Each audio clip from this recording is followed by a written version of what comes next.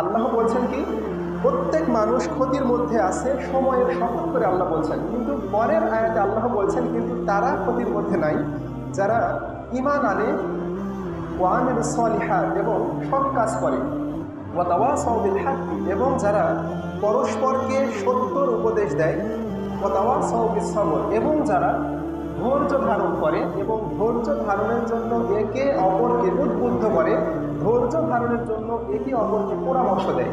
তার মানে পবিত্র কুরআনুল কারীমের এই সূরাতে আমরা পেলাম যে আল্লাহ বলছেন যে প্রত্যেক মানুষ ক্ষতির মধ্যে আছে, কিন্তু তারা নয় যারা ঈমান আনছে, সৎ কাজ করে, পরস্পরকে সত্যের উপদেশ দেয় এবং ধৈর্য ধারণের জন্য একে অপরকে উৎসাহ দান করে।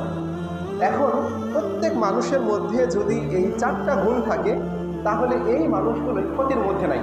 কিন্তু যদি কোনো মানুষের মধ্যে এই চারটি গুণের কোনো একটি গুণ ছাড়া পড়ে, তার মানে এই মানুষটাই ক্ষতির মধ্যে আছে। যেমন আল্লাহ বলছেন যে ইল্লাল্লাযীনা আমানু, অর্থাৎ যারা ঈমান আনে। এখন মানুষ ঈমান আনছে আল্লাহর নির্দেশ। ঈমান কি?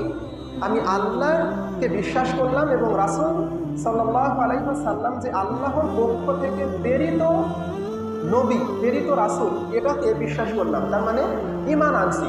এখন ঈমান আনার পরে যদি সৎ কাজ না করি, যদি আল্লাহ রাব্বুল আলামিনের হুকুম আহকাম সঠিকভাবে পালন না করি, তাহলে এই ঈমানটা কোনো মানুষের জন্য, কোনো মুসলিমের জন্য বিচার দিবসের দিন কোনো কাজে আসবে না। তার মানে বিশ্বাস করছি আল্লাহ এক এবং মুহাম্মদ আল্লাহর রাসূল এবং তার বান্দা, কিন্তু এতটুকু বিশ্বাসের পরে আমি যদি সৎ কাজ না করি তাহলে এই ঈমানের কোনো দাম থাকবে না। বিচার দিবসের দিন আল্লাহ রাব্বুল আলামিনের কাছে এই ঈমানের কোনো ভ্যালু থাকবে না, কোনো দাম থাকবে না।